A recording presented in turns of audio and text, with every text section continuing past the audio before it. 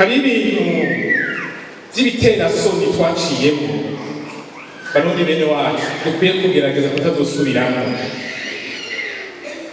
Iyo mumaze guhangana birashobora gushika naho mugiriranira nabi hagati yanyu, ugasanga abo kuri uru ruhande bariko baragira umunsi mukuru kuko bashoboye kwica umwe mu bari ku rundi ruhande, kandi basangiye ishirahamwe, basangiye igihugu. Bwa bushobozi bwo gukora ibikorwa Imana yari yaratanze mukabwikurako kandi mugaca mugira umunsi mukuru.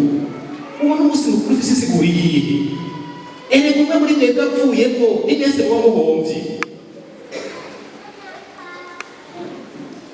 Bariya barundi bagiye barahitanwa n'ivyagiye biraba, zari ingabire Imana yahaye iki gihugu kugira ngo bagifashe gutera intambwe kija imbere. None wowe wishe umuganga nabaye nk'akarorero, wibaza ko bizofata imyaka ingahe kugira ngo musubirize?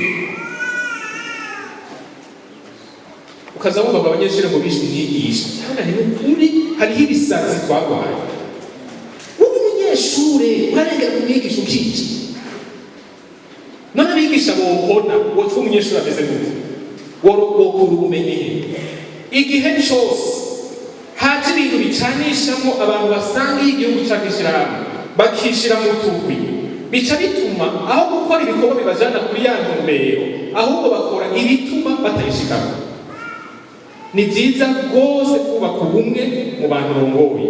Kimwe mu bituma ubwubaka mu bizigiro bose bakakwiyumvamo, naho hataburaho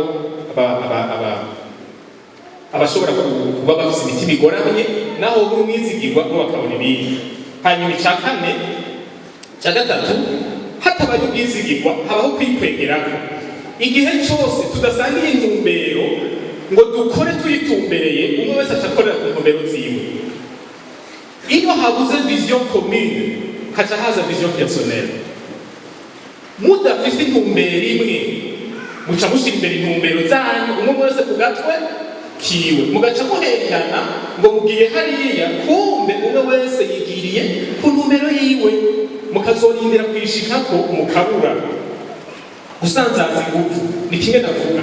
Abantu bari hamwe basangiye intumbero baba bakeneye gukura mu nzira ikintu cyose cobasamaza canke cobacanishamwo kugira ngo ingufu zose bafise bazishire mu bikorwa bibajana kuri ya ntumbero. Iyo habuze ukwizigirana haca haza imigwi, iyo haje imigwi za ngufu zica zisanzara ntizibe zigitumbereje kuri ca gikorwa kibajana ku ntumbero yabo.